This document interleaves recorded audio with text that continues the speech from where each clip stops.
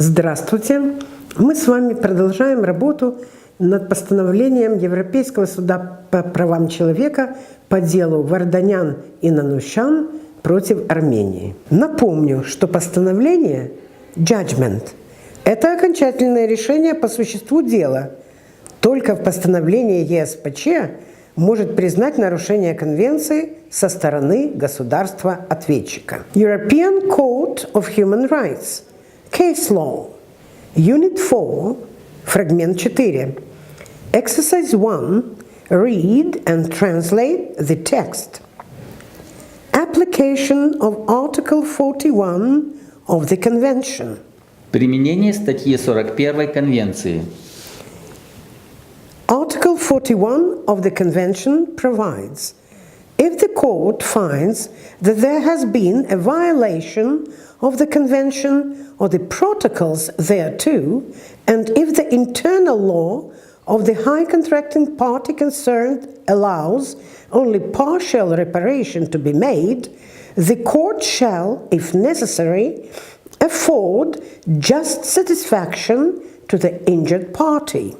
Статья 41 Конвенции предусматривает следующее. Если суд объявляет, что имело место нарушение Конвенции или протоколов к ней, а внутреннее право высокой договаривающейся стороны допускает возможность лишь частичного устранения последствий этого нарушения, суд в случае необходимости присуждает справедливую компенсацию потерпевшей стороне. Damage. Ущерб.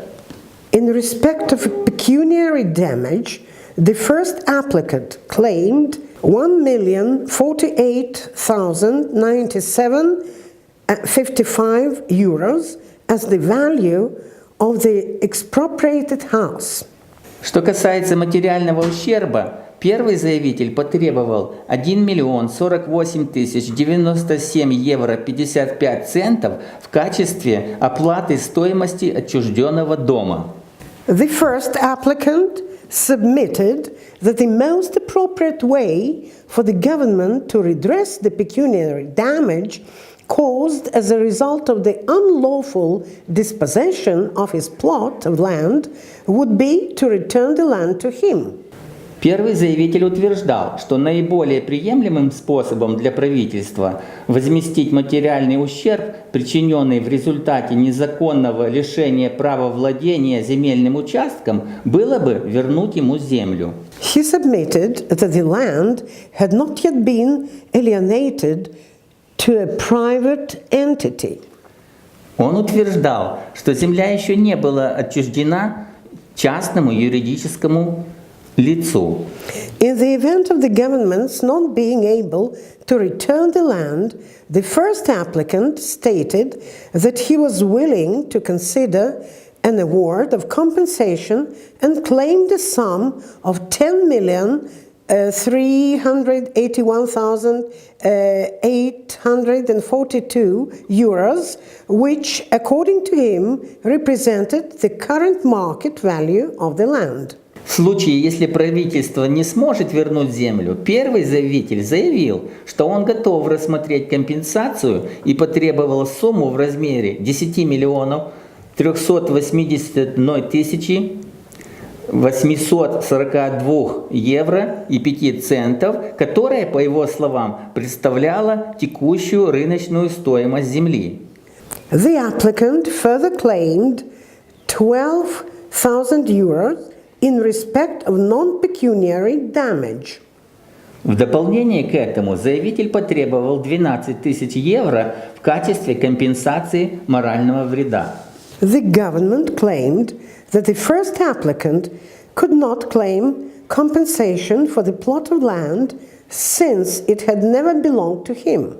Правительство утверждало, что первый заявитель не мог требовать компенсации за земельный участок, поскольку он никогда не принадлежал ему. The government further submitted that the amount of compensation claimed for the house was excessive and that it should be calculated based on the value of the house at the time of its expropriation. Также правительство утверждало, что сумма, требуемая за дом компенсации, была чрезмерной и что она должна рассчитываться на основе стоимости дома во время его отчуждения. Lastly, the government submitted that the amount of 54,494,000 AMD that the first applicant had already received in the domestic proceedings was adequate compensation for any pecuniary and non-pecuniary damage that he may have suffered. Наконец, правительство заявило, что сумма в размере 54 миллионов 494 тысяч драмов, которую первый заявитель уже получил в ходе внутреннего разбирательства, была адекватной компенсацией за любой материальный и моральный ущерб, который он мог понести. In the circumstances of the present case, the court considers that, as far as the award of damages is concerned, the question of the application of Article 41 is not ready for decision. В обстоятельствах настоящего дела суд считает, что в отношении возмещения ущерба вопрос о применении статьи 41 не готов к принятию решения. That question must accordingly be reserved and the subsequent procedure fixed, having regard to any agreement which might be reached between the government and the first applicant. Соответственно, этот вопрос должен быть отложен и урегулирован впоследствии с учетом соглашений, которые могут быть достигнуты между правительством и первым заявителем. Costs and expenses. Расходы и издержки. The first applicant did not claim any costs and expenses. Первый заявитель не требовал возмещения каких-либо расходов и издержек. Accordingly, the court does not make any award under this head. Соответственно, суд не принимает никаких решений по этому вопросу. Let's practice. Exercise 2. Listen to the dialogue. Does Article 41 of the Convention provide that just compensation can be afforded to the injured party where domestic legislation allows only partial reparation to be made? Yes, it does. Article 41 of the Convention provides, if the court finds that there has been a violation of the Convention or the protocols thereto, and if the internal law of the high contracting party concerned allows only partial reparation to be made, the court shall, if necessary, afford just satisfaction to the injured party. Did the applicants ask for damages? Yes, they did. In the event of the government's not being able to return the land, the first applicant stated that he was willing to consider an award of compensation and claimed a sum of 10,381,842 euros, which, according to him, represented the correct market value of the land. In addition to pecuniary damages, the applicants claimed non-pecuniary damages, didn't they? Did the court reserve any issues for further consideration? Yes, it did. In the circumstances of the present case, the court considers that, as far as the award of damages is concerned, the question of the application of Article 41 is not ready for decision and must accordingly be reserved. Дорогие друзья, мы с вами закончили работу над таким важным документом в работе Европейского суда по правам человека, как постановление. И завершаем мы свою работу, как обычно, просмотром видеосюжета. Приятного просмотра. До новых встреч. Generally approaches complaints about a violation of human rights. I will just suppose that the court has dealt with all the admissibility issues and that it is now sitting down to decide on the merits or the content of the complaint. In general, the court examines all human rights complaints in two main phases. First, it needs to determine which of the rights in the European Convention is applicable to the facts of the case, and if there is an interference with this right. This is called the phase of definition or qualification. And then, if the court has found that there is such an interference, it must see if there is a possibility for justification of that interference. And if there is, it has to examine if indeed there is such a justification in the case at hand. This is what is called the phase of justification.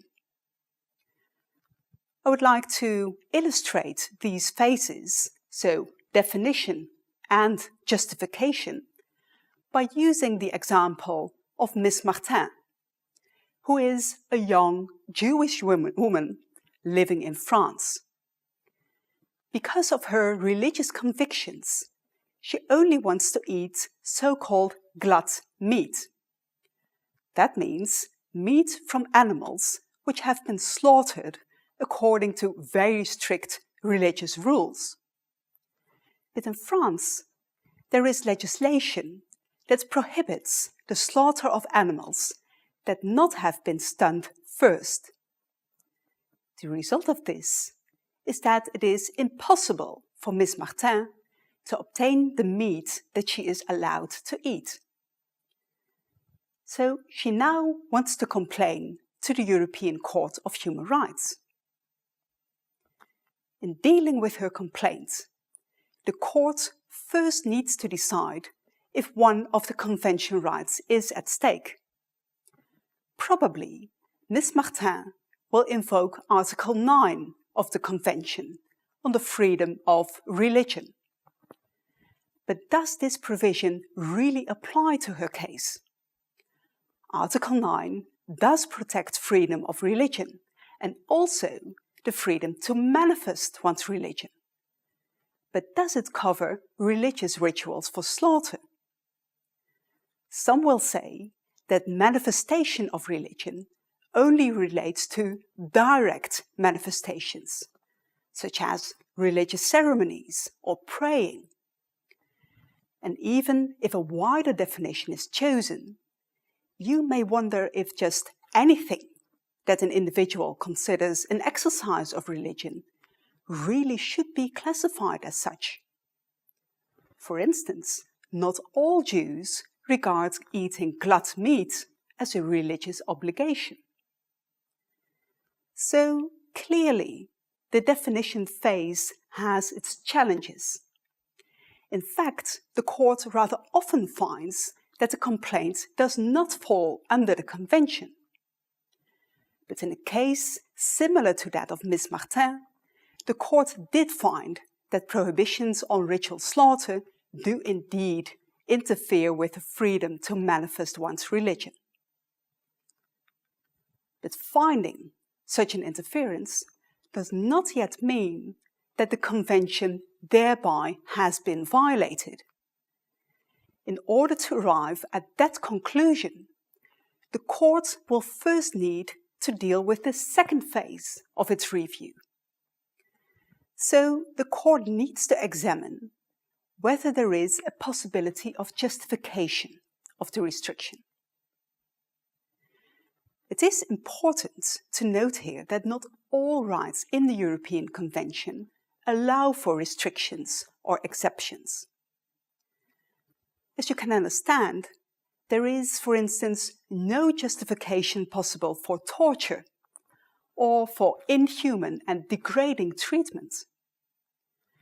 So, when a convention right does not allow for justification, the court will be able to find the convention is violated as soon as it has found that the convention applies and the right has been interfered with.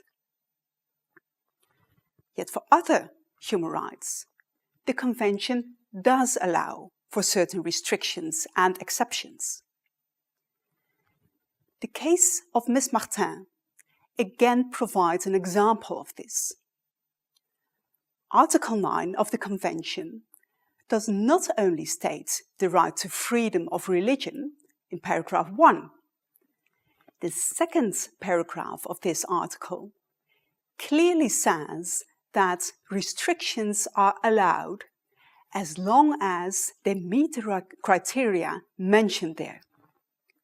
So in dealing with Ms. Martin's complaint, the court will have to examine if the French legislation on slaughter complies with the criteria mentioned in that second paragraph. This means that it has to look at the arguments the government has presented to defend the interference. Probably, the French government will argue that the legislation is meant to protect animal welfare. The court then needs to decide if that is a legitimate aim, if the legislation is really necessary to achieve that aim, and if it strikes a fair balance between animal welfare and the right to manifest one's religion. Only when the court has made that assessment, it can conclude either that the convention has been violated or that the state has sufficiently observed its obligations under the convention. So, why is it important to distinguish between the definition phase and the phase of justification? Well, firstly, the example of Ms. Martin shows that these phases can have different possible outcomes. And in addition, the two-phase approach has an effect on who needs to prove what in the case at hand.